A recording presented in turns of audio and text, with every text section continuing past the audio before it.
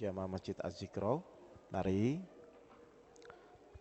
sebelum kita mulai kajian, mari kita berdoa bersama-sama. Kita berlindung kepada Allah dengan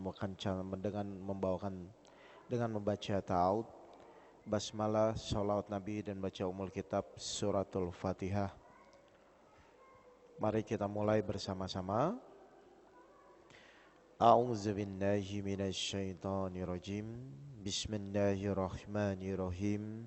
Allahumma sholli ala sayyidina Muhammad wa ala ali sayyidina Muhammad. Bismillahirrahmanirrahim.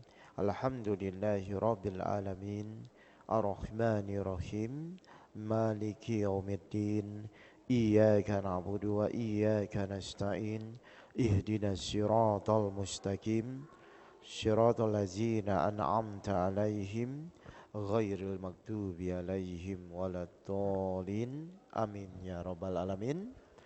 Ya, assalamualaikum warahmatullahi wabarakatuh. Ya, alhamdulillahirabbil alamin wassalatu wassalamu asrafil anbiya'i wal mursalin sayyidina wa maulana Muhammadin wa ala alihi wa sahbihi ajmain, amma ba'du. Baik ibu-ibu yang dirahmati Allah, mungkin saya evaluasi dulu ya. Terakhir saya menyampaikan apa ya Bu ya waktu itu? Lupa ya. Metode apa? Dari 7 metode itu adalah iman, sabar, sholat, ikhlas, tawakal, bersyukur. Berarti ikhlas tawakal sudah ya. Berarti sekarang kita bersyukur dan zikir perbuatan ditambah berprasangka baik dan waspada. Baik. Berarti sekarang saya akan mulai dengan metode bersyukur. Cuman sebelum saya akan memulai, saya akan coba diskusi sebentar dengan ibu-ibu semua supaya ibu-ibu paham ya, tujuan yang namanya kajian itu adalah selain mencari ilmu, ujung-ujungnya untuk dipraktekkan. Kenapa harus dipraktekkan? Supaya ibu-ibu bisa merasakan ilmu yang sudah didapat itu dirasakan dalam menyelesaikan permasalahan kehidupan. Setuju ya ibu-ibu ya? Baik. Saya akan tebak dulu ya. Ibu-ibu yang hadir di sini saya akan tebak. Betul tidak? Silakan salah benar nanti ibu angkat tangan ya. Betul tidak? Tujuan ibu-ibu ini, siapapun orangnya, itu tujuannya cuma satu. Yaitu pasti ibu-ibu ini ingin bahagia dunia dan akhirat. Ada yang lain? Ada yang lain nggak? Jadi betul ya tebakan saya. Jadi semua orang ketika saya temui pasti tujuannya ingin bahagia dunia dan akhirat. Ya, tujuannya, cita-citanya. Tapi kenyataannya ternyata setelah ibu menjalani hidup, muncullah kadang-kadang bahagia, kadang-kadang tidak bahagia dengan kecewa, marah, sedih dan lain-lain. Setuju ini ibu-ibu ya? Nah sekarang saya mau nanya. Kita kecewa, kita sedih itu gara-garanya kenapa ibu-ibu semua? Yang menyebabkan ibu kecewa, ibu sedih. Atau saya mau nanya, ibu tuh hidup tuh ingin bahagia atau ingin kecewa? Tapi kenyataannya kadang-kadang ibu suka kecewa kan? Nah sekarang saya mau nanya, apa yang menyebabkan dalam menjalani hidup kok kita kadang-kadang kecewa? Apa yang menyebabkan itu? Nah, jadi ibu kecewa itu didasarkan karena biasanya keinginan ibu tidak sesuai dengan kenyataan yang diterima. Oke, saya berdiri ya. Baik. Jadi, saya akan jelaskan dulu kenapa kita kecewa. Itu gara-gara didasarkan keinginan kita tidak sesuai dengan kenyataan yang kita terima. Setuju ini? Oke, berarti kalau sudah setuju, mari kita kupas. Boleh nggak sih ketika keinginan kita tidak sesuai, kita kecewa? Boleh nggak Bu? Boleh. Baik. Boleh? Enggak apa-apa, ini saya mau tanya umum dulu. Ibu jangan takut saya jebak, memang saya akan jebak gitu loh. Enggak apa-apa. Ya, saya cuma ingin nanya, kan tadi kita setuju katanya ibu dalam menjalani hidup itu kadang-kadang bahagia, kadang-kadang kecewa. Ibu nggak usah mikir ya, saya mau rubah pola ibu soalnya. Loh kalau nggak gitu nanti ibu kecewa terus dalam menjalani hidup. Ya, jadi saya ulang dulu ya. Kenyataannya orang kecewa itu apa? Didasarkan karena keinginannya tidak sesuai dengan apa yang kita terima kenyataannya di lapangan, kan begitu ya? Contoh, misalnya ibu dulu cita-citanya ingin dapat suami artis. Kenyataannya orang biasa misal. Kecewa nggak? Kecewa karena tidak sesuai dengan yang diinginkan kan? Paham ini ibu ya? Jadi kita setuju semua orang kecewa itu didasari. Apa? Didasari dari apa? Dari keinginannya yang tidak sesuai dengan kejadian yang kita terima. Kan begitu kan? Akhirnya ibu kecewa. Padahal kalau tadi saya tanya, tujuan ibu tuh ingin bahagia. Tapi kadang-kadang jadinya kecewa gara-gara tidak sesuai. Kan begitu? Setuju ini? Nah, saya mau nanya secara umum. Dijawab dulu aja gak apa-apa. Kalau tidak sesuai, kalau keinginan kita tidak sesuai itu kecewa tuh boleh nggak secara umum? Nah, kan ibu secara umum begini kan? Nah, sekarang saya mau giring supaya ibu tidak umum. Biar ibu nanti dalam menjalani hidup mau sesuai tidak sesuai, ibu tetap bahagia. Kan itu poinnya. Ya? Nah, sekarang saya mau nanya. Baik. Ibu tuh tahu nggak bahwa ketika kita menjalani hidup, keinginan kita itu tidak selalu terwujud. Tahu nggak ini? Benar. Oke. Contoh. Misalnya ibu tahu obat itu pahit. Terus ibu minum. Pahit. Terus ibu marah-marah. Kenapa obat ini pahit? Lucu nggak? Bu? Kenapa? Lucu? Sudah tahu pahit. Ibu minum terus ibu marah-marah gara-gara pahit. Aneh nggak kita? Benar? Oke, sekarang ibu tahu bahwa keinginan kita itu tidak selalu terwujud, tahu ini? Terus keinginan ibu tidak terwujud, terus ibu kecewa, aneh nggak? Kenapa aneh? Karena sudah tahu bahwa keinginan kita itu tidak akan selalu terwujud. Ibu marah-marah, aneh nggak? Sudah berapa tahun jadi orang aneh? Loh kan? Aneh kan? Ayo. Makanya tadi saya mau mulai dari sini. Tadi saya bilang secara umum kalau keinginan kita tidak terwujud kan ibu kecewa secara umum. Padahal ibu sudah tahu di dalam menjalani kehidupan ini kadang-kadang keinginan kita terwujud, kadang-kadang tidak, kan tahu ini. Lo terus tahu terus kecewa, aneh nggak? Lo terus sampai kapan begitu? Halo? Loh, kecuali Allah berjanji kepada kita, hei manusia, keinginan kamu selalu terwujud, itu beda ceritanya ya. Lah, ini ibu-ibu semua yang hadir di sini pun yakin saya tahu semua bahwa keinginan kita itu tidak selalu terwujud. Ibu tahu semua ini. Terus ibu keinginannya tidak terwujud, terus marah-marah. Aneh nggak? Sampai kapan ibu mau begitu? Nah, hari ini ya. Lah. Kalau ibu ingin jadi orang aneh silahkan marah-marah lagi. Lah silahkan. Seperti kita tahu obat itu pahit. Kita minum terus kita marah-marah. Kenapa dok obat ini pahit? Lucu nggak? Udah tahu pahit kok marah-marah. Ibu tahu di dalam menjalani hidup ini tidak semua keinginan kita terwujud. Tahu ini? Terus ibu tidak terwujud keinginannya. Terus ibu kecewa. Aneh nggak? Halo Bu? Nah, loh ngerti gak ini? Ini kan sesuatu yang sebenarnya ibu harus pahami dengan dasarnya. Ini kan dasar. Harusnya kalau ibu sudah tahu bahwa keinginan kita itu tidak selalu terwujud. Ketika tidak terwujud biasa-biasa saja atau kecewa? Biasa saja memang tidak terwujud kok. Nah sekarang pertanyaan saya yang kedua biar ibu makin paham. Kenapa kok keinginan kita itu tidak selalu terwujud? Kenapa? Ayo saya mau nanya. Baik, ini ya. Di dalam menjalani hidup, kita dalam menjalani hidup di dunia ini, ternyata hanya ada dua keinginan Bu. Satu keinginan manusia, satu keinginan Allah. Paham ini? Ibu tahu ini? Jadi ada satu keinginan Allah, ada satu keinginan manusia. Saya mau nanya, keinginan Allah tuh yang terbaik atau yang terburuk? Oke, yang terbaik ya.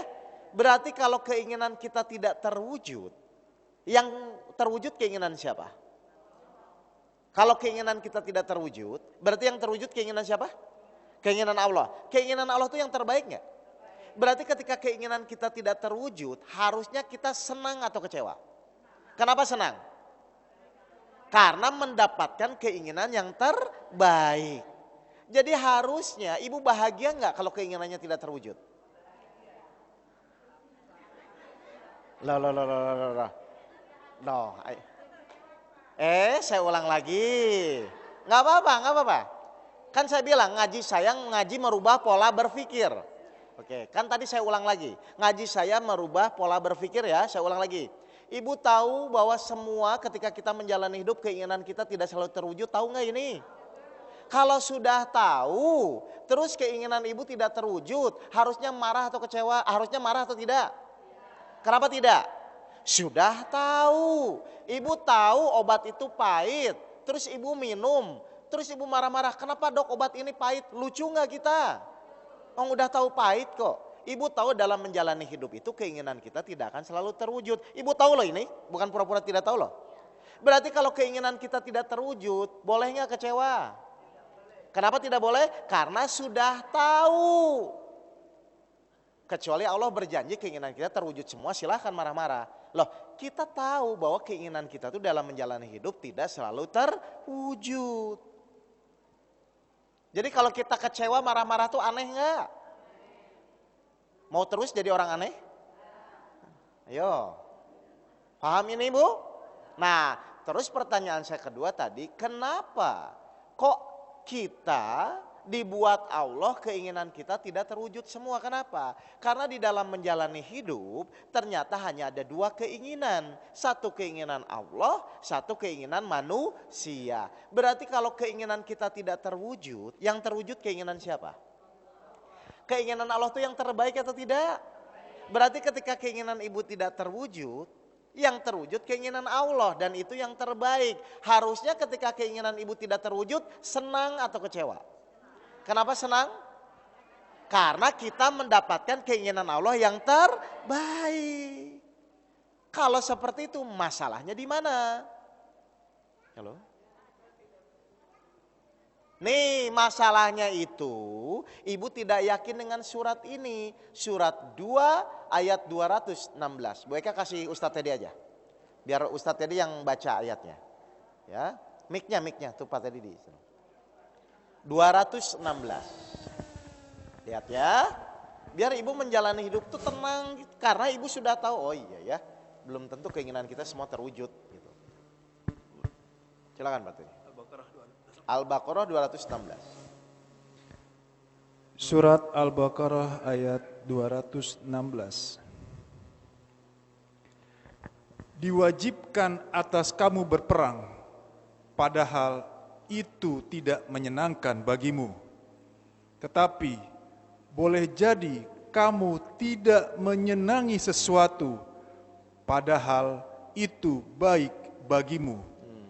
Dan boleh jadi kamu menyukai sesuatu padahal itu tidak baik bagimu. Allah mengetahui sedang kamu tidak mengetahui. Allah mengetahui sedang kamu tidak mengetahui. Sekarang ibu keinginannya tidak terwujud. Berarti yang terwujud keinginan Allah. Itu yang terbaik atau tidak? Meskipun tidak sesuai, terbaik atau tidak?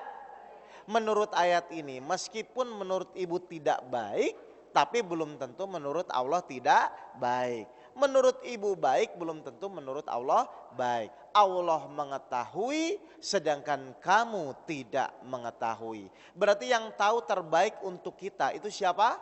Allah. Terus ibu dikasih kejadian, keinginannya tidak terwujud. Terus ibu kecewa. Berarti sama saja kalau ibu kecewa merasa tidak baik kan keinginan itu kan? Padahal Allah sudah bilang Allah mengetahui sedangkan kamu tidak mengetahui. Berarti kalau ibu kecewa itu berarti selama ini ibu sok tahu. Sudah berapa tahun ibu sok tahu? Loh. Harusnya yang pertama kita sadari betul, kalau keinginan kita tidak terwujud, berarti yang terwujud keinginan Allah dan pasti yang terbaik. Harusnya kita syukuri, gitu loh ibu-ibu. Kenyataannya kalau keinginan tidak terwujud tuh syukuri atau kecewa? Kenyataannya. Nah, ibu tahu kalau orang yang tidak bersyukur tuh akan terjadi apa? Ibu tahu? Surat 14 ayat 7. 14 ayat 7. Hati-hati ya, hubungan ibu sama Allah akan rusak nanti kalau. Surat Ibrahim ayat 7. Dan ingatlah ketika Tuhanmu memaklumkan, sesungguhnya jika kamu bersyukur, niscaya aku akan menambah nikmat kepadamu. Tetapi jika kamu mengingkari nikmatku, maka pasti azabku sangat berat. Baik, saya mau nanya. Di sini berapa golongan, Bu? Cuman 2. Yang bersyukur dengan yang tidak bersyukur. Kalau bersyukur, Allah akan menambah nikmatnya sesuai janjinya. Tapi kalau ibu tidak bersyukur, maka Allah akan azab. Saya mau nanya, kecewa itu bersyukur atau tidak bersyukur? Berarti ibu akan berarti kalau ibu keinginannya tidak terwujud, terus ibu kecewa, kira-kira akan apa? Siap? Kan? Makanya saya sadarkan ibu. Kalau nanti ibu dalam menjalani hidup ke depan, misalnya keinginan ibu tidak sesuai, hati-hati. Awas kalau ibu sampai kecewa, siap-siap menerima ayat ini, pasti akan diazab. Sudah berapa tahun kecewa kalau tidak sesuai? Padahal ketika keinginan ibu tidak terwujud, yang terwujud pasti keinginan Allah. Meskipun kita tidak tahu baiknya di mana, karena kita yakin keinginan Allah itu yang terbaik, yang pertama kali ibu harus syukuri. Meskipun tidak sesuai dengan apa yang kita inginkan. Setuju gak ini? Jadi masih mau kecewa? Kenapa tidak? Karena kita mendapatkan keinginan Allah yang terbaik, meskipun kita tidak tahu baiknya di mana. Itulah fungsinya, namanya iman. Jelas ibu-ibu? Ibu tuh sudah beriman atau belum sih? Hah? Sudah? Baik, kita cek bagaimana cirinya orang beriman. Surat 10 ayat 62-63. Cirinya. Surat Yunus ayat 62 dan 63. Surat 10 ayat 62-63. Ingatlah, wali-wali Allah itu tidak ada rasa takut pada mereka dan mereka tidak bersedih hati. Tidak ada rasa takut dan tidak bersedih hati. Siapa wali-wali Allah itu? 6-3-nya dijelaskan, yaitu orang-orang yang beriman nah, dan senantiasa bertakwa. jadi orang-orang beriman itu tidak ada takut dan bersedih hati. Saya mau nanya, ibu-ibu tuh menjalani hidup masih ada bersedih hati dan takutnya? Kalau masih, berarti sudah beriman atau kurang? Kenapa tadi bilang sudah? Tuh. Ayo. Sadar ini ibu-ibu? Jadi ternyata selama ini kita menjalani kehidupan, tapi kita tidak mengambil standarisasi dari Al-Quran. Kita hanya merasa dan merasa. Tadi saya bilang, ibu kalau keinginannya tidak terwujud, kecewa atau tidak? Kecewa dong Pak, kan manusiawi, kan itu kan? Ayo benar gak? Padahal ketika keinginan ibu tidak terwujud, ibu mendapatkan keinginan Allah yang terbaik. Harusnya meskipun tidak terwujud, gembira atau tidak? Harusnya senang atau kecewa? Ayo jawab. Boleh nggak kecewa? Kalau kecewa itu orang bersyukur atau tidak? Maka ketika kita tidak bersyukur, dia apa tadi? Siap? Ya sudah, kalau gitu jangan kecewa dong. Nah, tapi kan Pak azab. Nah, gimana ibu-ibu? Paham ini ibu-ibu? Jadi yang pertama kali harus kita sadari, ingat, meskipun keinginan kita tidak selalu terwujud, ternyata secara tidak sadar ibu mendapatkan keinginan Allah, dan itu pasti yang terbaik. Makanya tadi Allah berfirman di surat 2 ayat 216, yang menurut kamu baik belum tentu menurut Allah baik, yang menurut kamu tidak baik belum tentu menurut Allah tidak baik. Allah mengetahui sedangkan kamu tidak mengetahui. Berarti ketika ibu kecewa terhadap sesuatu yang tidak sesuai dengan ibu-ibu, berarti selama ini ibu sok tahu.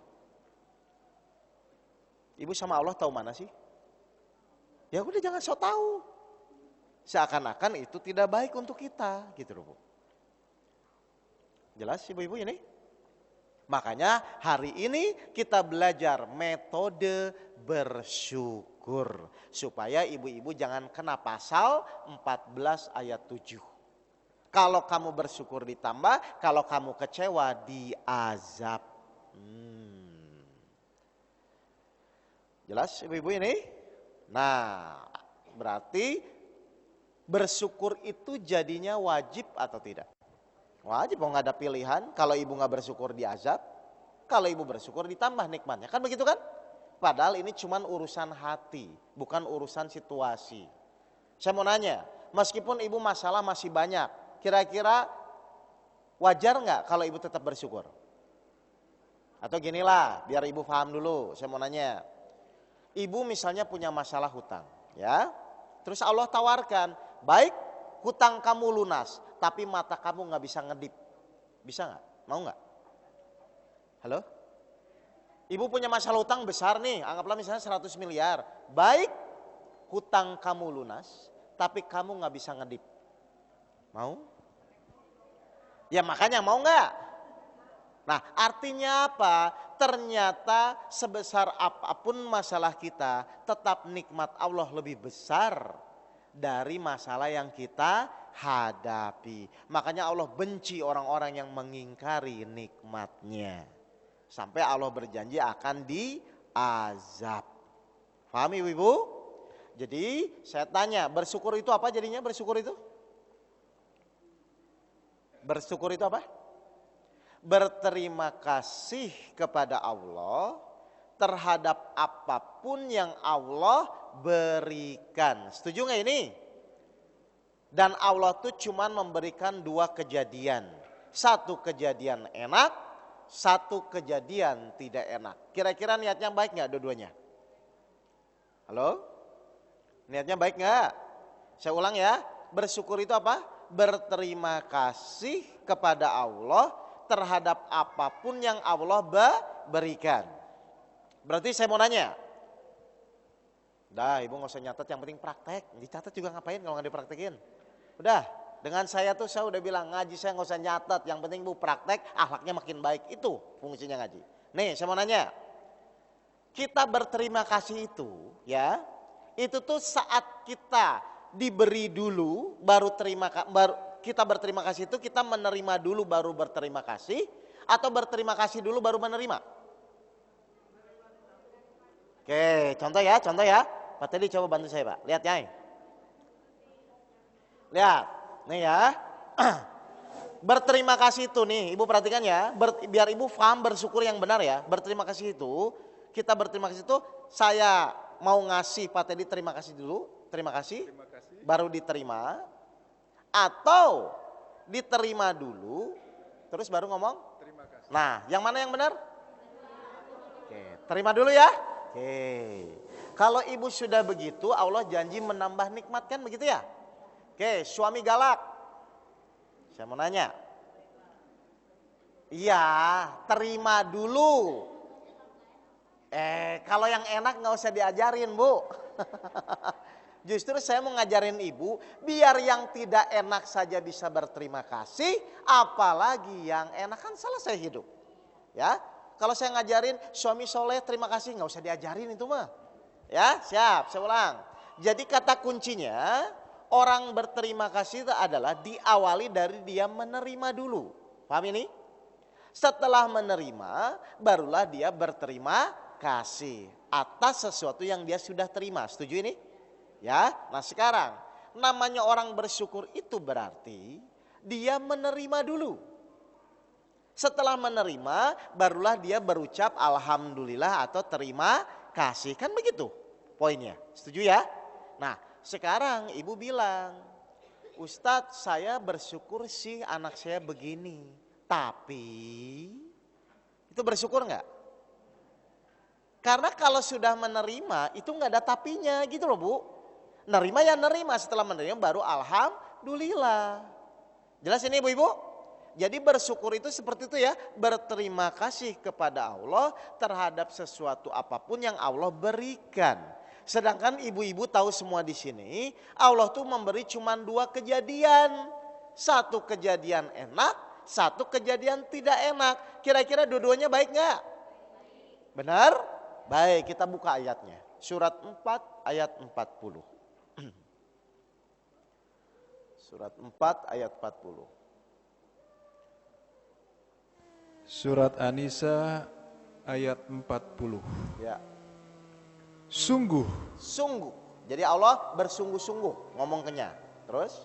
Allah tidak akan menzolimi seseorang walaupun sebesar zarah. Lihat ya. Jadi Allah berjanji kepada kita, tidak ada niatan saya untuk membuat ibu terzolimi atau menderita. Betul nggak sesuai ayat ini? Saya mau nanya, masih banyak nggak orang yang merasa menderita? Padahal di sini Allah ada nggak niat buat kita menderita? Berarti kalau kita menderita itu salah Allah atau salah diri sendiri? Halo, Bu? Kenapa? Kenapa kalau kita menderita salah?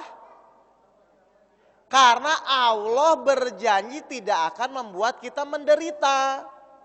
Meskipun penyakit, meskipun masalah rumah tangga, meskipun masalah anak. Kan menurut ibu kan gak enak kan itu kan? Dan itu seakan-akan membuat ibu menderita kan? Tapi ternyata tidak ada niat Allah untuk membuat kita menderita. Tidak ada. Kalau sekarang ibu merasa menderita, itu salah ibu sendiri. Makanya Allah bilang dalam hadisnya, Allah sesuai praduga, prasangka hambanya. Kalau ibu merasa menderita, itu yang terjadi. Tapi kalau ibu yakin ini yang terbaik dari Allah, itu yang terjadi. Biasanya ibu yang mana? Yakin atau merasa menderita? Halo? Biasanya yakin atau merasa menderita? Oke, suami nggak pulang-pulang, itu yang terbaik atau merasa menderita? Loh iya, biar langsung paham. Ayo, biasanya gimana? Biasanya merasa menderita atau yakin itu yang terbaik? Ketika ibu yakin yang terbaik, maka suaminya akan dipulangkan oleh Allah. Tapi kalau ibu merasa begitu, itu yang terjadi. Karena Allah sesuai praduga prasangka hambanya. Ketika ibu merasa itu tidak baik, maka itu yang terjadi. Makanya saya tanamkan ibu keyakinan dulu di sini. Dasarnya surat 4 ayat 40. Apapun kejadian yang tidak enak menimpa kita, itu bukan supaya buat ibu menderita, bukan. Tapi niatan Allah supaya ibu semakin dekat kepada Allah. Cuman kenyataannya biasanya yang namanya manusia itu terjebak, digoda oleh setan, seakan-akan hal yang begini tidak baik, kan begitu kan? Akhirnya ibu ngeluh, tidak bersyukur, maka siap-siap diazab. Karena Allah sudah bilang, jika kamu bersyukur Allah akan menambah nikmatmu, jika kamu mengingkarinya, azabku lebih pedih. Itu Quran loh Bu. Yo. Jadi saya mau nanya, ibu pilih bersyukur masalah tetap dijalani atau tidak bersyukur masalah tetap dijalani? Pilih yang mana? Ya sudah bersyukur saja, kenapa mesti marah-marah? Sama-sama tetap dijalani kan? Ibu mau bersyukur tetap ada masalah, tidak bersyukur pun tetap ada masalah. Tapi efeknya akan berbeda kepada orang yang bersyukur dan yang tidak bersyukur. Jadi kalau keinginan kita tidak sesuai, harusnya kita kecewa atau senang? Kenapa senang? Karena Allah memberikan keinginan yang terbaik. Benar nggak? Ibu bisa bayangkan nggak?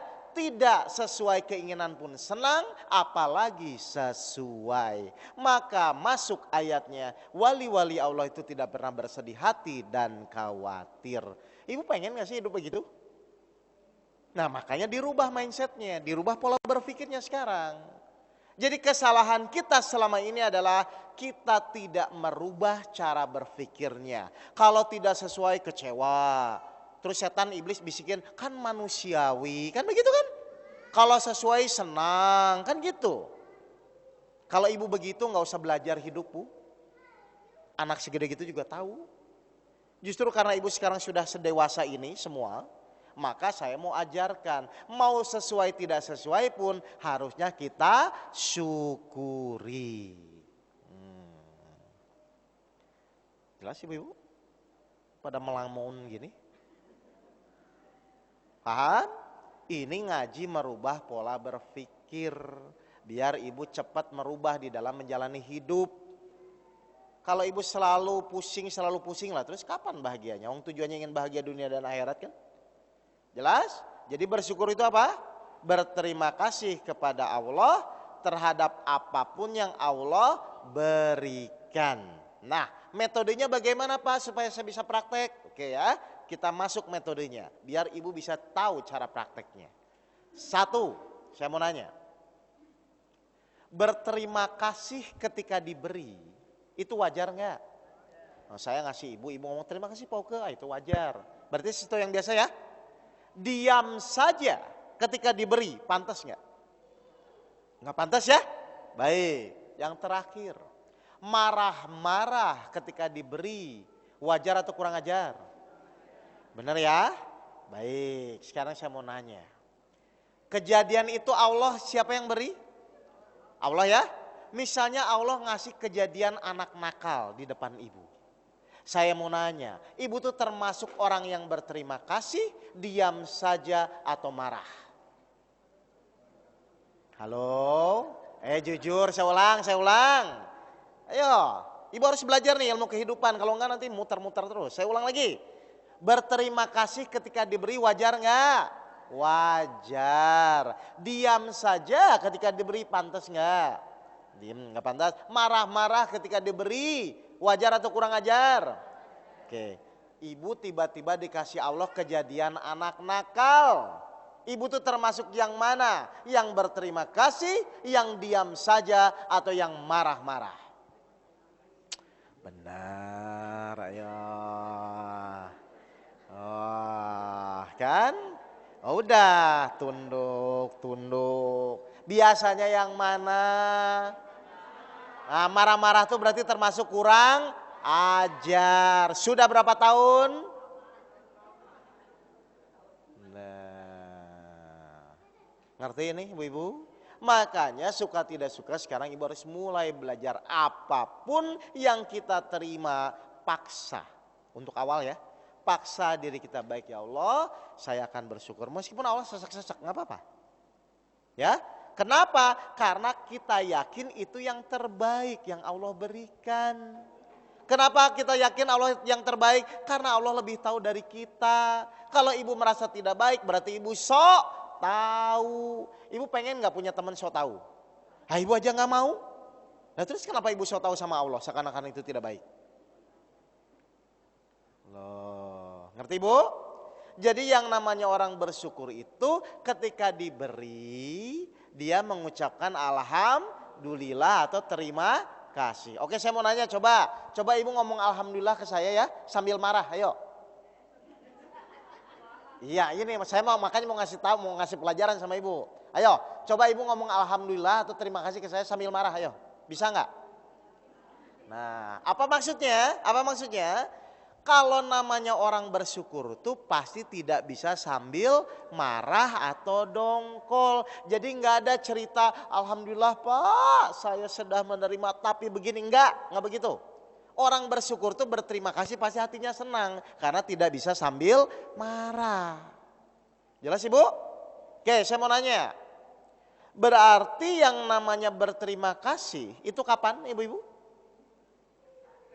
Nah, ketika diberi. Jadi orang berterima kasih itu adalah ketika saya memberi sesuatu, ibu tangannya terima, baru ibu berterima kasih. Jadi orang berterima kasih itu kapan?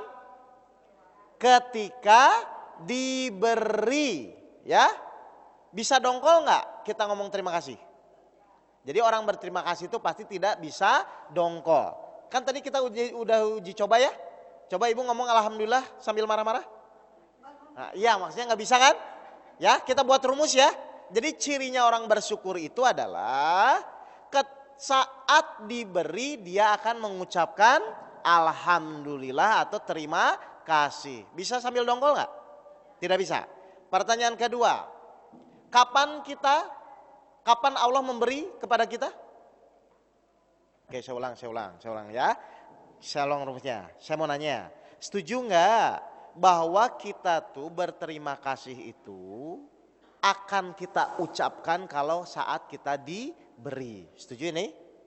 Baik, jadi kata kuncinya kalau saya memberi sesuatu, maka ibu tangannya menerima dan ibu berterima kasih. Pasti hatinya tidak boleh dongkol. Setuju ya? Baik, saya mau nanya sekarang. Bersyukur.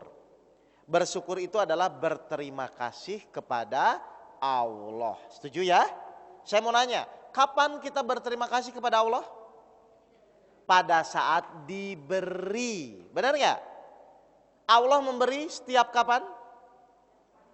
Berarti setiap saat kita tidak boleh dongkol. Itulah ciri-ciri orang yang bersyukur. Saya mau nanya, ibu tuh setiap saat dongkol atau bersyukur? Nah. Oh iya, padahal Allah itu memberi pasti tujuannya pasti baik. Meskipun kita tidak tahu baiknya di mana kan, tapi kita yakin kan tujuan Allah baik kan? Dasarnya tadi surat 4 ayat 40. Sungguh Allah tidak akan menzolimi seseorang walaupun sebesar zarah. Zarah itu adalah biji terkecil. Jadi cirinya orang bersyukur itu pasti setiap saat dia tidak sedih dan tidak dongkol. Maka rumusnya Allah pasti akan menambah nikmat-nikmat orang yang bersyukur. Biasanya yang pertama masalah mudah terselesaikan biasanya. Jelas ibu-ibu semua? Jadi selama ini saya mau nanya, ibu tuh sudah bersyukur atau belum? Kok ragu-ragu ini? Silakan dijawab di hati masing-masing. Jelas ibu-ibu ini? Jadi mari sekarang kita luruskan cara berpikirnya. Pokoknya ya Allah, apapun yang Engkau berikan pasti itu yang terbaik. Meskipun saya tidak tahu baiknya di mana. Akhirnya ibu akan kena hadis Allah sesuai praduga prasangka hambanya. Ketika ibu tetap menganggap itu yang terbaik, maka Allah akan memberikan yang terbaik. Tapi ketika ibu mengeluh, siap-siap diazab. Nah, sekarang saya akan menjelaskan ya. Kenapa kok dari tadi saya ingin ibu memaksa diri ibu bersyukur ya. Ini, saya akan jelaskan ini. Dan ibu akan baru sadar. Mungkin ibu juga tidak akan sadar. Mungkin selama ini buat ibu hal itu biasa. Tapi itu luar biasa, ternyata itu masalah utama. Lihat ya, saya mau nanya. Musuh kita ini, musuh kita itu sebenarnya suami, tetangga atau iblis? Benar ya? Baik, kita buka ayatnya. Surat 15 ayat 39. Surat 15 ayat 39. Kalau memang ibu yakin musuh kita adalah iblis, maka ibu perhatikan ayatnya. Surat Al-Hijr ayat 39. Ia, iblis berkata. Nah, siapa yang ngomong? Yang ngomong Pak Teddy. Ya, siap. Terus? Tuhanku, oleh karena Engkau telah memutuskan bahwa aku sesat, aku pasti akan jadikan kejahatan terasa indah bagi mereka di bumi, dan aku akan menyesatkan mereka semuanya. Baik ya, ini janji iblis ya. Jadi iblis akan menyesatkan kita semua, siapapun orangnya. Mau laki-laki, mau perempuan, mau anak kecil, mau dewasa, semua akan disesatkan oleh iblis. Jelas ibu-ibu semua ini? Nah, sekarang saya mau nanya. Cara iblis menyesatkan kita itu bagaimana? Kan ibu harus tahu dong, sekarang iblis sudah menabuh genderang perang bahwa kamu semua manusia termasuk jin dan manusia akan iblis sesatkan. Berarti pertanyaan saya, harusnya ibu tahu nggak strategi iblis menyesatkan kita itu bagaimana caranya? Harus tahu dong. Dengan apa? Wah, bahaya nih. Lah ibu selama ini nggak ngerti apa? Lah ibu tuh mau disesatkan iblis. Berarti kan kita harus tahu, ini target iblis apa nih menyesatkan kita. Kan caranya bagaimana kan? Nih ibu pengen tahu ya? Makanya tadi saya bilang, ibu tidak akan menyangka. Saya pun kemarin baru tahu ini. Dan saya pun nggak nyangka bu. Kita buka surat 7. Ayat 16, ayat 17. 16 sampai 17. Surat 7. Surat Al-A'raf. Ayat 16 sampai 17. Silakan. Surat Al-A'raf ayat 16 dan 17. Iblis menjawab, Nah ini iblis menjawab ya. karena engkau telah menghukum aku tersesat, pasti aku akan selalu menghalangi mereka dari jalanmu yang lurus. Nah jadi target iblis menggoda kita tuh ya apa-apa? Menghalangi dari jalan yang lurus. Jadi iblis akan geser, ibu kalau menjalani hidup akan digeser 0,01 derajat, yang penting ibu jangan lurus. Itu lihat. Nah, cirinya jalan yang lurus itu apa sih? Cirinya orang tidak di jalan yang lurus itu 17-nya. Ibu perhatikan ayat 17-nya. Kemudian pasti aku akan mendatangi mereka dari depan, dari belakang, dari kanan dan dari kiri mereka. Dan engkau tidak akan mendapati kebanyakan mereka bersyukur. Ibu sadar ini? Jadi target iblis itu yang penting ibu tidak di jalan yang lurus, ibu akan melenceng. Dan cirinya orang tidak di jalan yang lurus itu adalah tidak bersyukur. Saya mau nanya, mengeluh itu bersyukur atau tidak? Berarti ibu sudah dilencengkan oleh iblis. Lah ibu pikir mengeluh biasa aja kan selama ini kan? Padahal target iblis itu yang penting ibu tidak di jalan yang lurus. Maka ketika ibu tidak di jalan yang lurus, efeknya ibu mengeluh. Menurut ibu mengeluh manusiawi atau enggak? Menurut ibu sekarang. Padahal ibu sudah diselencengkan oleh iblis. Nah, ibu pikir biasa aja kan ngeluh kan? Halo bu? Ibu mengeluh sering enggak? Nah, lo hati-hati loh, ini target. Jadi iblis itu targetnya yang pertama, yang penting orang itu jangan di jalan yang lurus. Setelah efeknya orang tidak di jalan yang lurus, pasti akan mengeluh. Itu udah rumus itu. Saya mau nanya, selama ini ibu sering ngeluh enggak? Terus menurut ibu itu biasa-biasa saja? Ibu sudah dilencengkan oleh iblis. Harusnya ibu tanya sekarang kepada saya, Pauke bagaimana caranya supaya saya tidak mengeluh, begitu kan? Oke, buka surat 70 ayat 19 sampai 22. Surat 70 ayat 19 sampai 22.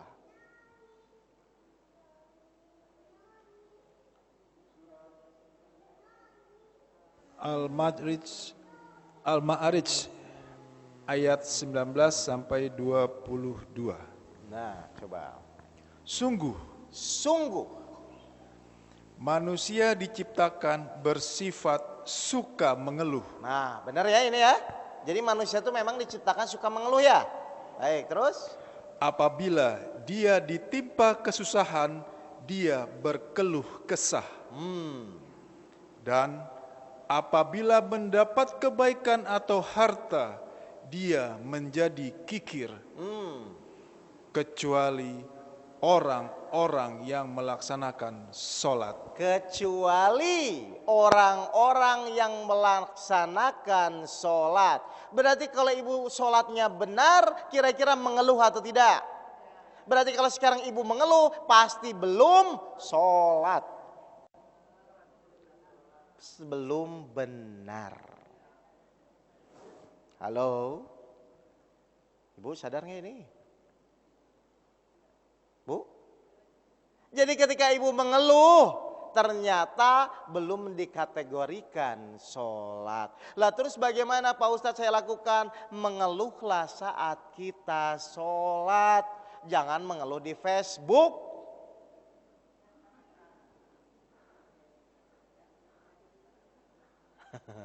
Makanya Allah buat sholat istihoro, sholat hajat. Itu tuh maksudnya kalau ibu ada keluhan apapun tuh dikeluhkan kepada Allah.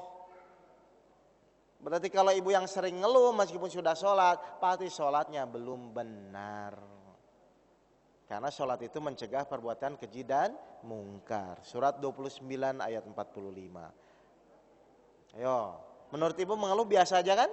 Ternyata mengeluh itu strategi iblis supaya manusia tidak di jalan yang lurus. Akhirnya mengeluh, maka Allah azab orang-orang yang suka mengeluh. Saya nggak nakut-nakutin ya, ini ayat semua ya. Silakan sekarang ibu pikirkan. Mau mengeluh masalah tetap ada. Tidak mengeluh pun masalah tetap ada. Harusnya pilih yang mana? Nggak usah ngeluh aja, sama-sama ada masalah. Apakah dengan mengeluh terus masalah selesai? Enggak. Ayo, ada pertanyaan? Bu? Saya nokot-nokotin dulu ya, nggak apa-apa ya, biar ibu sadar nih. Jadi hati-hati dengan hal-hal kata-kata manusiawi, enggak begitu. Ternyata ketika ibu mengeluh, ibu sudah pasti tidak di jalan yang lurus. Kalau ibu mengeluh itu pasti tidak di jalan yang lurus. Kok saya tahu? Lihat, cirinya orang di jalan yang lurus itu apa? Surat Al-Fatihah ayat 6 dan 7. Ya, cirinya orang di jalan yang lurus cirinya.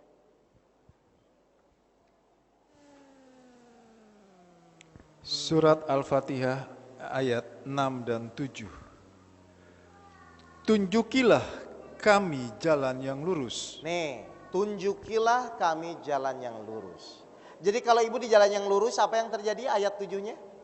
Yaitu jalan orang-orang yang telah engkau beri nikmat kepadanya. Yaitu jalan orang-orang yang engkau beri nikmat atau kebahagiaan. Jadi kalau ibu di jalan yang lurus, cirinya ibu pasti bahagia. Berarti kalau sekarang ibu ngeluh, pasti ibu belum lurus. Makanya cirinya orang tidak lurus pasti mengeluh. Tapi cirinya orang di jalan yang lurus pasti bahagia. Jadi kalau ibu di jalan yang lurus pasti bahagia. Berarti kalau sekarang ibu belum bahagia pasti belum lurus. Meskipun ibu merasa sudah lurus. Jelas ibu-ibu semua ini? Ya? Pokoknya pilihannya cuma 2. Kalau ibu di jalan yang lurus pasti bahagia. Kalau ibu mengeluh diazab. Pilih yang mana ibu-ibu? Pilih yang mana? Karena bersyukur itu gak ada pilihan bu. Ibu suka tidak suka ibu harus dipaksa Allah bersyukur. Sekarang saya mau nanya ginilah. Saya mau nanya ya. Apa dasarnya kita harus bersyukur? Ini aja lah, saya jelaskan ayat ini deh. Surat 3 ayat 2, silakan.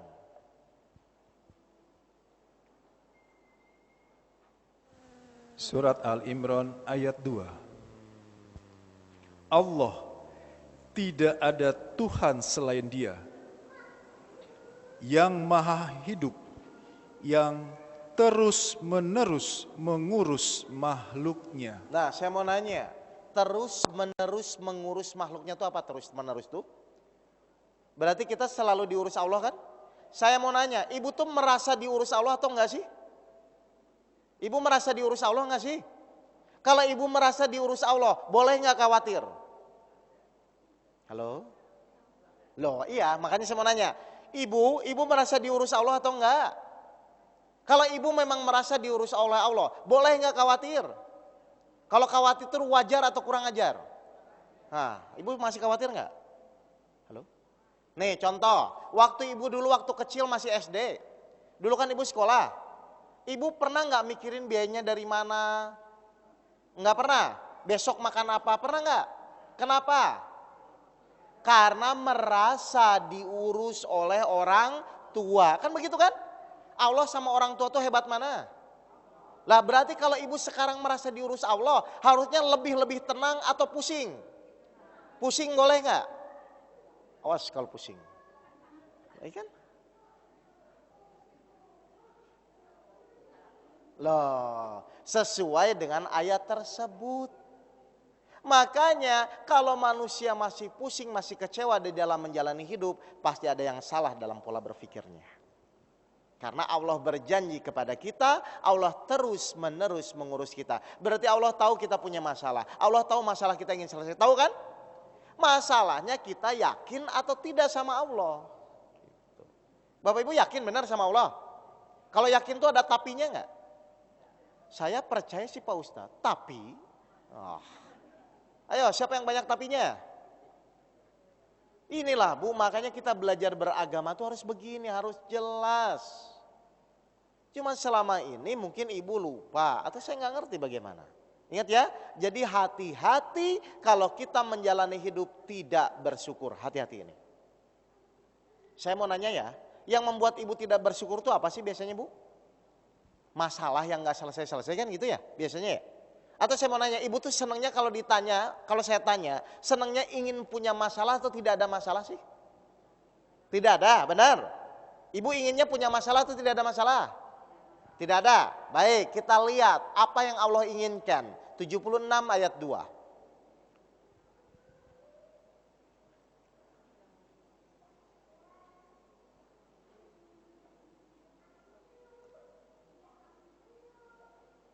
Surat Al-Insan ayat 2.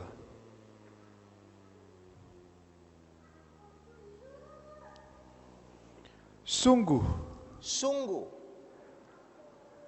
kami telah menciptakan manusia dari setetes mani yang bercampur, yang kami hendak mengujinya. Nah, yang kami hendak mengujinya.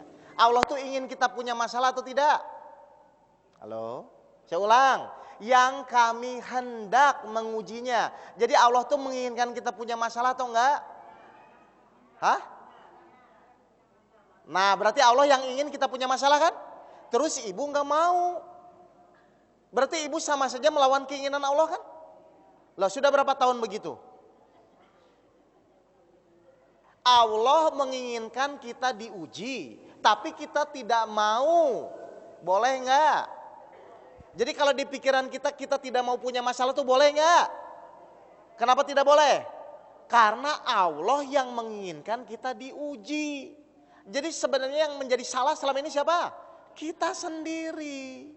Harusnya kita berpikirnya jangan tidak mau punya masalah, tapi siap menerima masalah. Karena suka tidak suka Allah pasti menguji.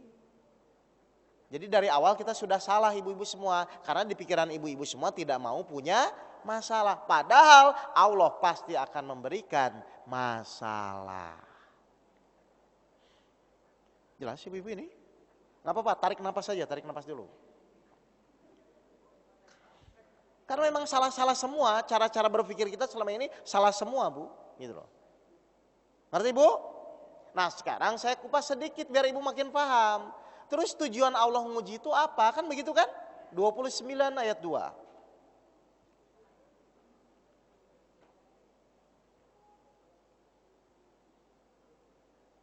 Surat Al-Ankabut ayat 2. Apakah manusia mengira bahwa mereka akan dibiarkan hanya dengan mengatakan, kami telah beriman, dan mereka tidak diuji? Jadi tujuan Allah menguji itu apa Bu? Untuk meningkatkan derajat keimanan. Berarti tujuannya baik nggak Allah menguji kita? Ibu ingin ditingkatkan derajatnya atau diturunkan? Kalau ingin ditingkatkan berarti ujian masalah itu ditunggu-tunggu atau dihindari? Halo? Atau ibu pengennya ingin meningkat derajatnya tapi nggak mau punya masalah, begitu?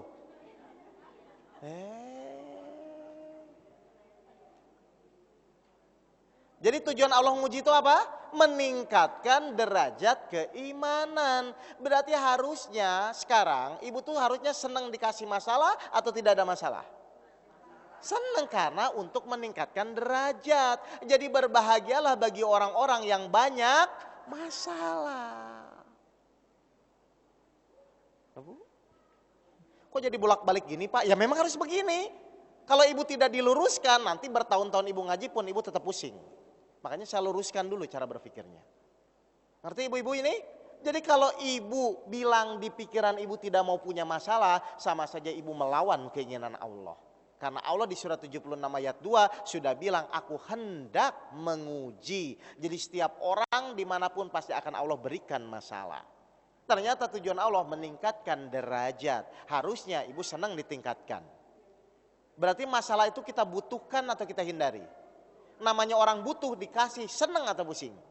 Ibu haus, saya kasih minum, senang? Ibu ingin meningkat derajatnya, berarti Allah harus ngasih apa? Nah, harus ngasih masalah. Lah kalau senang saya mau nanya, masalahnya di mana? Halo? Kalau ibu dikasih masalah sudah senang, masalahnya di mana? Ya enggak ada. Jadi yang selama ini membuat masalah siapa? Nah, kita sendiri. Jelas ibu-ibu ini? Karena Allah yang menginginkan. Jelas ini ibu-ibu? Kita tuh bisa nggak sih melawan keinginan Allah? Oke, kita buktikan ayatnya. Surat 3 ayat 83. Udahlah, nggak usah ngelawan sama Allah. Surat 3 ayat 83. Surat Al-Imran ayat 83. Maka, mengapa mereka mencari agama yang lain selain agama Allah? Padahal apa yang di langit dan di bumi berserah diri kepadanya, baik dengan suka maupun terpaksa, dan hanya kepadanya mereka dikembalikan. Ibu mau terima ataupun tidak terima, Allah akan paksa ibu akan menerima. Pertanyaannya, ibu mendingan menerima di depan atau dipaksa belakangan? Ayo. Kenyataannya? Nah, jadi ibu mau protes ataupun tidak protes, Allah akan paksa. Makanya tadi saya bilang, sudahlah Bu, meskipun itu tidak sesuai, terima dulu. Kenapa? Karena ibu tidak menerima pun Allah akan paksa. Ibu harus menerima, nanti sakit. Paham ibu-ibu ini semua? Jadi mari kita secepatnya belajar bersyukur. Caranya bagaimana belajar bersyukur? Nggak usah banyak mikir. Pokoknya kejadian baik, ya Allah saya telan, saya terima. Ini meskipun sakit tapi saya terima. Itu. Jadi yang membuat ibu sulit menerima itu kenapa? Kebanyakan mikir. Loh. Supaya gampang menerima itu menggunakan logika atau iman?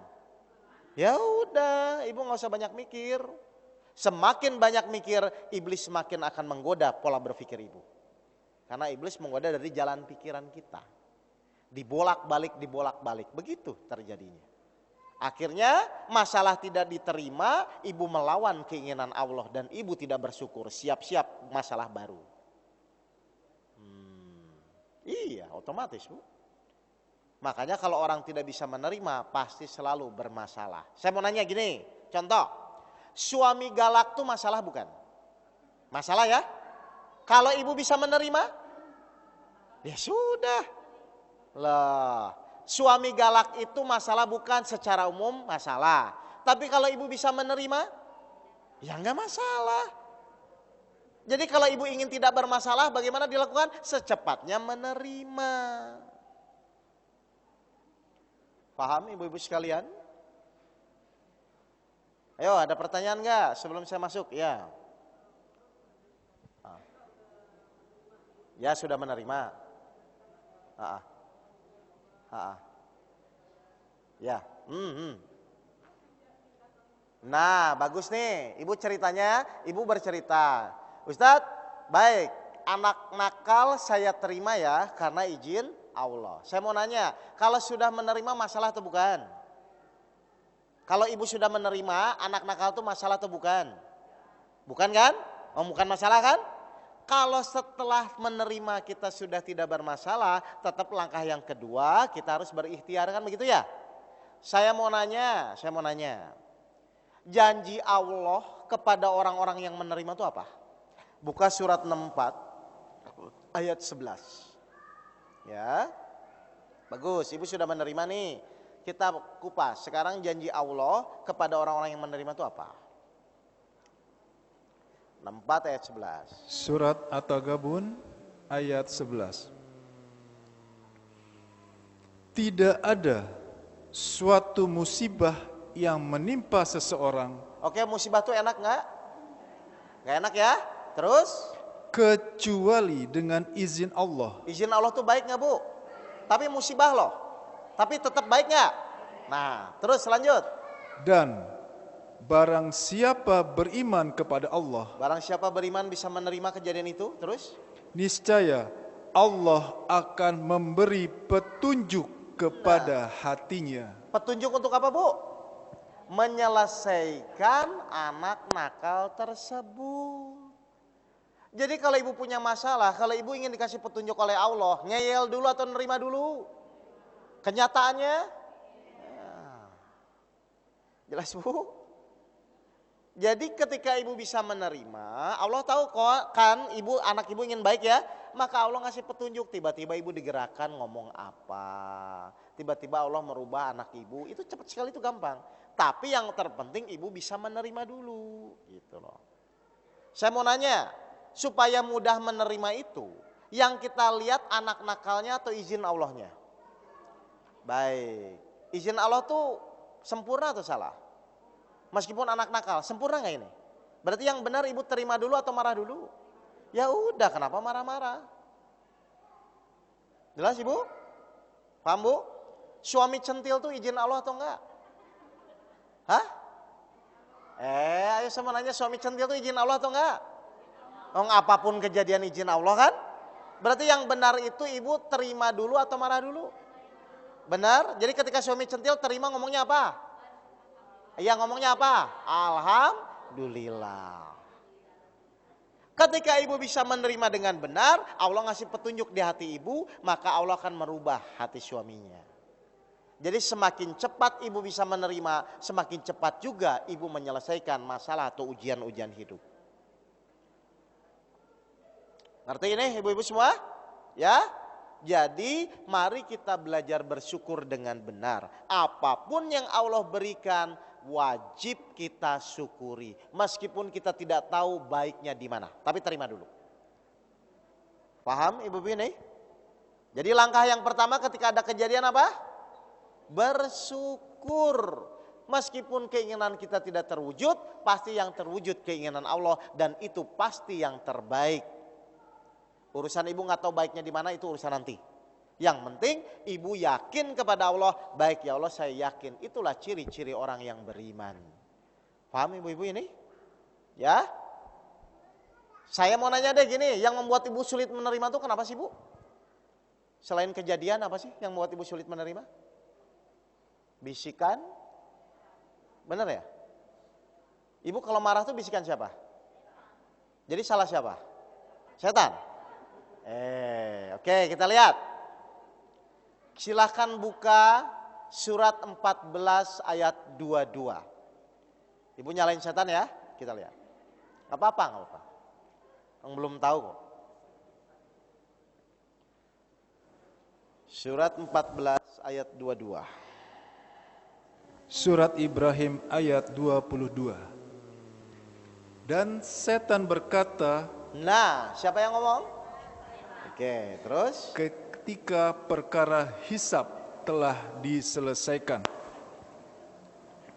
sesungguhnya Allah telah menjanjikan kepadamu janji yang benar, dan Aku pun telah menjanjikan kepadamu, tetapi aku menyalahinya.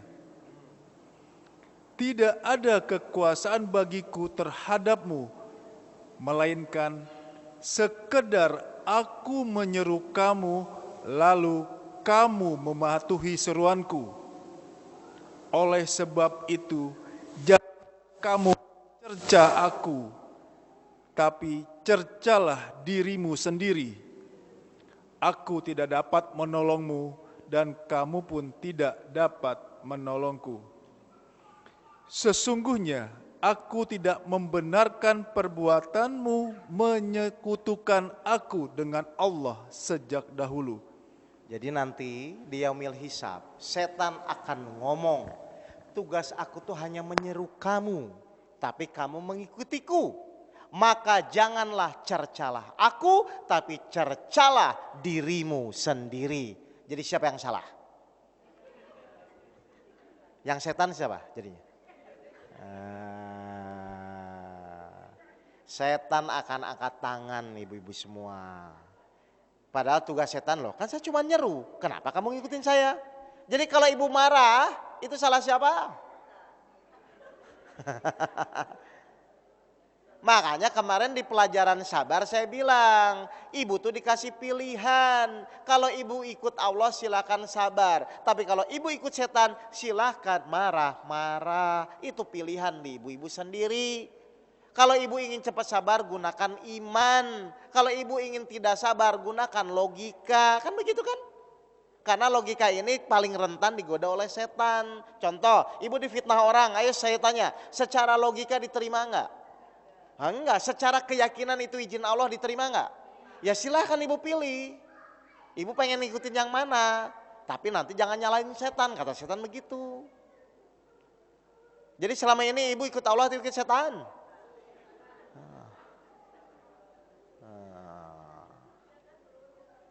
Lah, hati-hati ya ibu-ibu semua ya. Jadi mari kita awali, karena ini metodenya metode bersyukur. Awali sekarang apapun yang terjadi menimpa diri kita, syukuri saja dulu.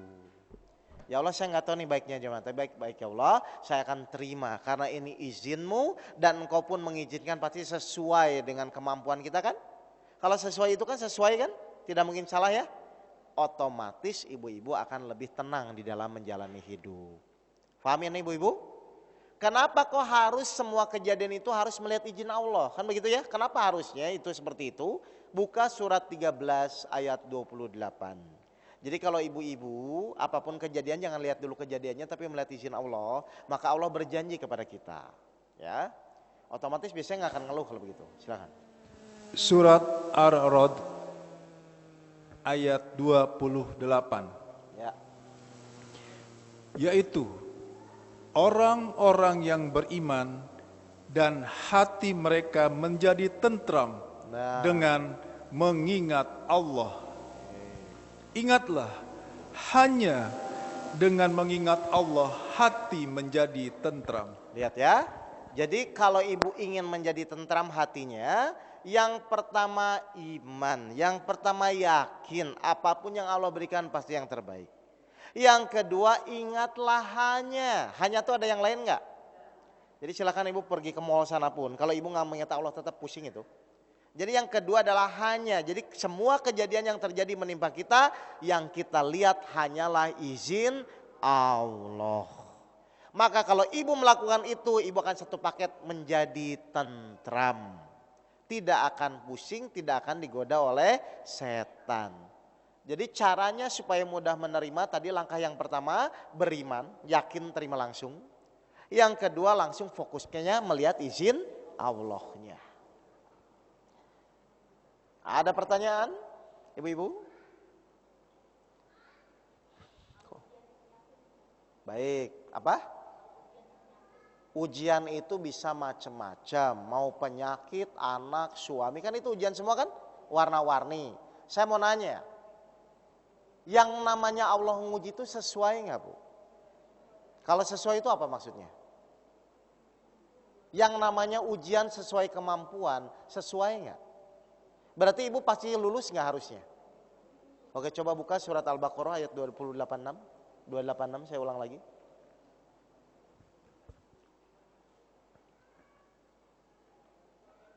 Surat Al-Baqarah, Al-Baqarah ayat 286. Allah tidak membebani seseorang melainkan sesuai dengan kesanggupannya. Sesuai itu apa, Bu? Sesuai dengan kesanggupan itu apa?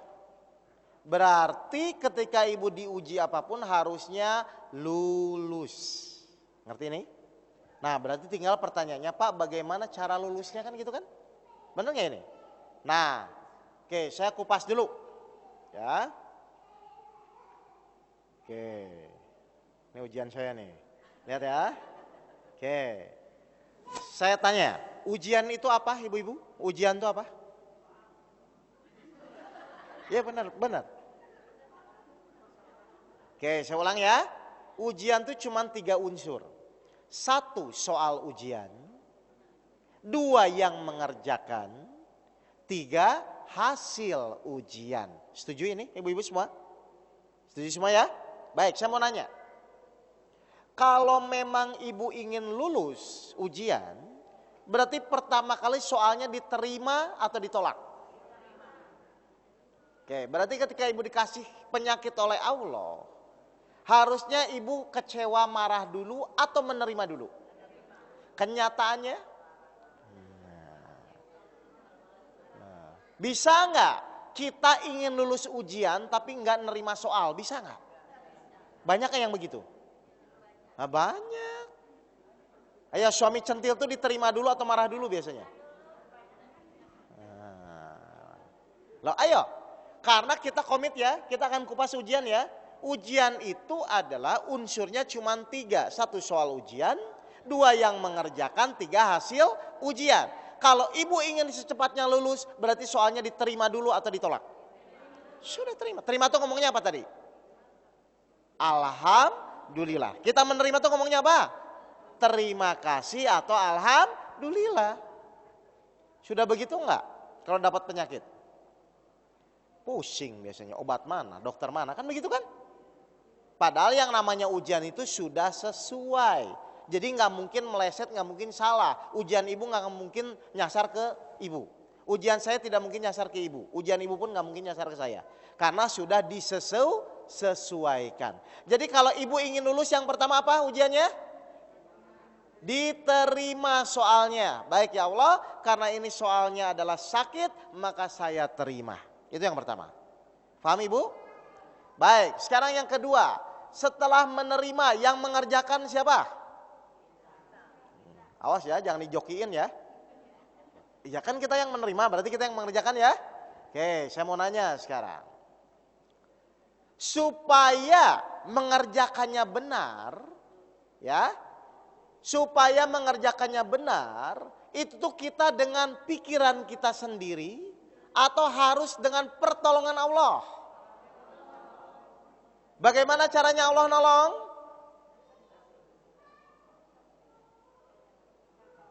Wah. Nah, buka surat Al-Baqarah 153. Jadi ujian itu terima saja, tapi syarat Allah menolong harus dipenuhi. Silakan materi. Al-Baqarah 153. Wahai orang-orang yang beriman, mohonlah pertolongan kepada Allah dengan sabar dan salat. Sungguh Allah beserta orang-orang yang sabar. Hai orang-orang yang beriman, jadikanlah sabar dan sholat sebagai penolongmu. Jadi ketika ibu sudah menerima soal ujian, maka langkah berikutnya apa, Bu? Perbaiki iman, sabar, dan sholat. Ibu ujian sakit tetap berobat, silahkan berobat. Secara normalnya berobat, tapi iman, sabar, sholatnya tolong diperbaiki. Pertanyaan saya berarti, kalau ibu sudah benar-benar memenuhi syarat, iman, sabar, sholatnya sudah benar, kira-kira ikhtiarnya beres atau tidak? Pasti berhasil. Yang menjadi masalah itu adalah ibu sudah fokus habis-habisan berobat, tapi iman, sabar, sholatnya drop. malah tidak memenuhi syarat. Ngerti nih Bu? Sabar itu apa kemarin? Kita harus bisa menerima kejadian apa? Yang tidak enak. Namanya orang menerima tuh ngomongnya apa? Oke, kejadian tidak enak tuh sehat atau sakit? Berarti ketika ibu sakit, ibu ngomongnya apa? Sudah begitu? Oh, baru di mulut. Nggak apa-apa, nggak apa-apa. Nah, sekarang saya mau menjelaskan ya Bu ya. Biar ibu nanti semangat dalam bersabar. Gini semangatnya, lihat ya. Kenapa Allah selama ini kok nyuruh ibu sabar tuh kenapa? Ayo saya mau nanya, kenapa kok Allah tuh nyuruh ibu sabar tuh kenapa? Untuk apa sih? Ibu tahu nggak ini? Oke, kalau itu kan masih dalam prosesnya. Surat Ar-Ra'd ayat 22 dan 23. Dan orang yang sabar karena mengharap keridhaan Tuhannya, melaksanakan sholat dan menginfakkan sebagian rezeki yang kami berikan kepada mereka secara sembunyi atau terang-terangan, serta menolak kejahatan dengan kebaikan, orang itulah yang mendapat tempat yang baik. Dan surga-surga Aden, mereka masuk ke dalamnya bersama dengan orang-orang yang saleh dari nenek moyangnya, pasangan-pasangannya, dan anak cucunya. Sedang para malaikat masuk ke tempat-tempat mereka dari semua pintu. Khusus untuk orang-orang yang sabar. Allah berjanji, silahkan kamu bawa anak keluarga nenek moyang kamu. Dan silahkan kamu masuk dari semua pintu surga.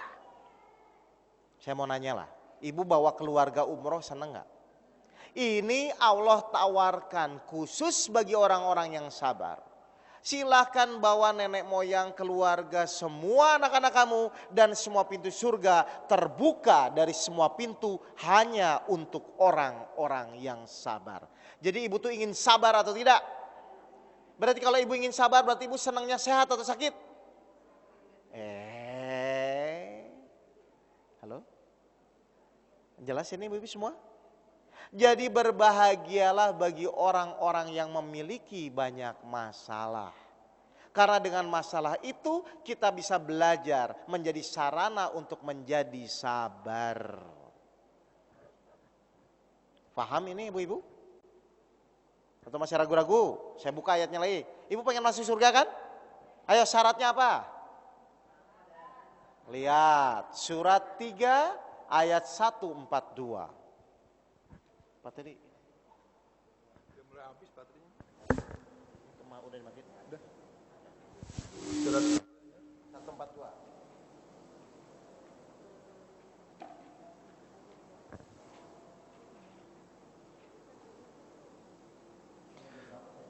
Surat Ali Imran ayat 142. Apakah kamu mengira bahwa kamu akan masuk surga? Padahal belum nyata bagi Allah orang-orang yang berjihad di antara kamu, dan belum nyata orang-orang yang sabar. Jadi syaratnya masuk surga itu apa? Berjihad dan sabar. Saya mau nanya, ibu sudah sabar? Jangan harap masuk surga. Ayo.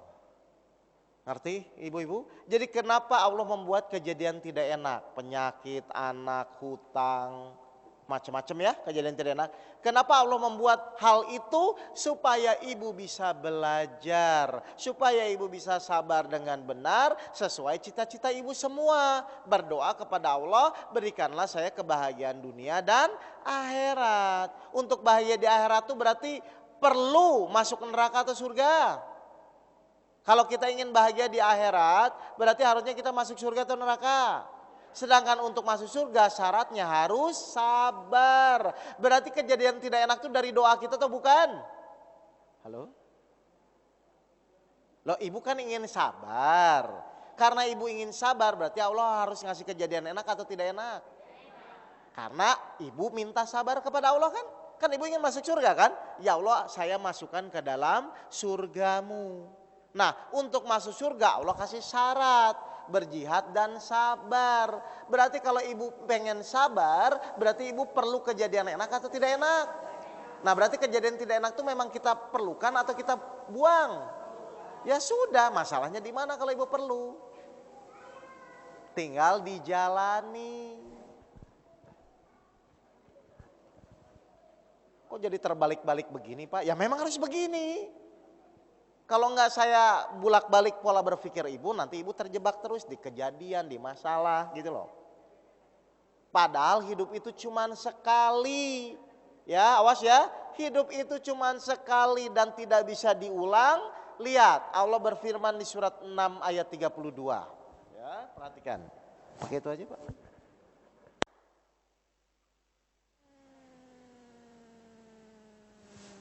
Surat Al-An'am ayat 32.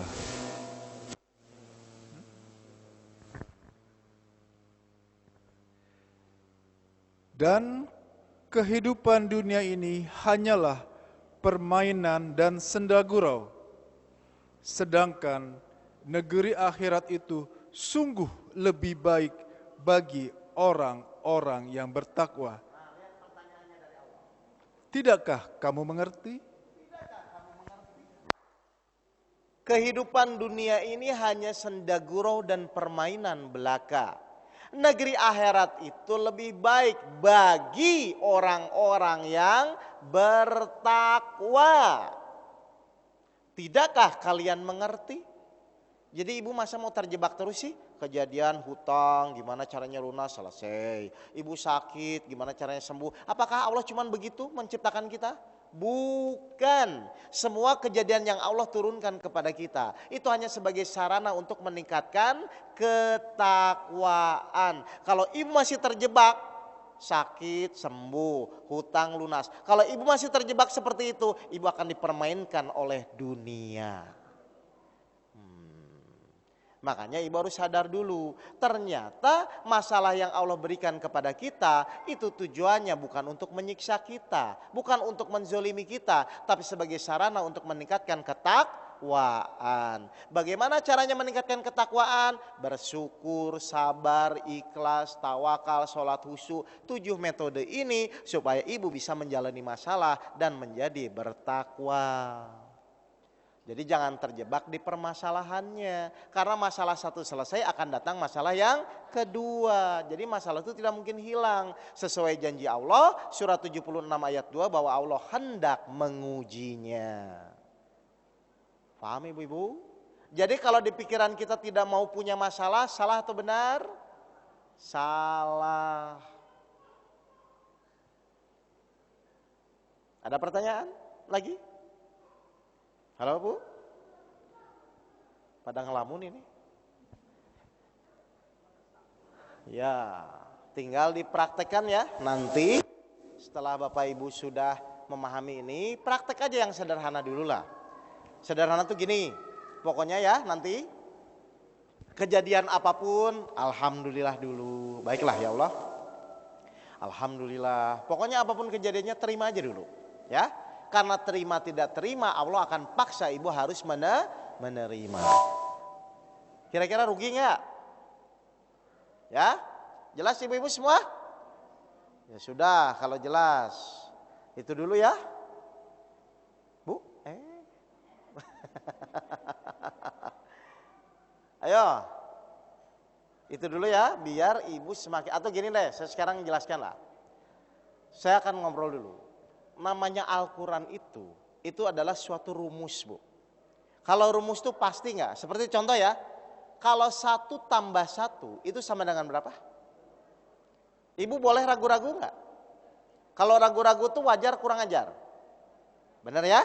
Baik, kita kupas sekarang. Al-Quran itu adalah rumus kehidupan. Setuju ini? Allah misalnya berfirman, kalau kamu bersedekah 1, maka Allah akan berikan 10. Itu tuh pasti bukan? Nah, jadi perlu diniatkan nggak sedekah supaya dikali lipatkan? Oke, saya ulang. Sesuatu yang sudah pasti, itu perlu diniatkan lagi nggak? Misalnya 1 tambah 1 2, ibu mau percaya atau tidak, 1 tambah 1 itu rumusnya jadi 2. Ngerti nggak ini? Sekarang Allah bilang, kalau kamu ngasih 1, maka Allah pasti kasih 10. Itu sudah rumus atau tidak? Berarti perlu diniatkan nggak sedekah supaya jadi 10? Loh ngapain diniatkan dong, pasti kok. Lo ngerti nggak ini Bu? Oke, saya mau nanya. Ibu tuh tahu rumusnya bahwa semua ujian yang menimpa kita itu pasti kita lulus. Tahu nggak ini? Tahu nggak? Loh kok sekarang nunduk lagi? Ini saya mau giring ibu. Ibu tahu nggak bahwa yang namanya ujian, setiap ujian itu pasti lulus. Tahu nggak ini? Tahu nggak? Kalau tahu, boleh nggak kita pusing menghadapi ujian? Kalau pusing, nah. Oke, saya ulang lagi. Oke, sekarang rumusnya. Coba surat 65 ayat 2 apa tadi? Coba buka. Enggak, biar ibu tahu rumus-rumusnya ya. Coba kita lihat rumus Al-Quran. 65 ayat 2, yang bawahnya aja. 65 ayat 2. Barang siapa? Surat At-Talaq ayat 2. Barang siapa bertakwa kepada Allah, niscaya Dia akan membukakan jalan keluar baginya. Jadi rumusnya apa? Kalau ibu bertakwa, maka Allah akan memberikan jalan keluar. Ini setuju nggak ini? Berarti kalau ibu sekarang belum dapat solusi atau jalan keluar, pasti ibu-ibu belum bertakwa. Ya gitu aja. Ngerti Bu? Jadi kalau ibu sekarang belum dapat jalan keluar, pasti ibu belum bertakwa. Karena rumusnya kalau ibu bertakwa pasti jalan keluar. Setuju? Oke, sekarang yang ketiga, At-Talaq ayat 3. Apalagi rumusnya? Barang siapa bertawakal. Surat 65 ayat 3 yang tadi di bawahnya.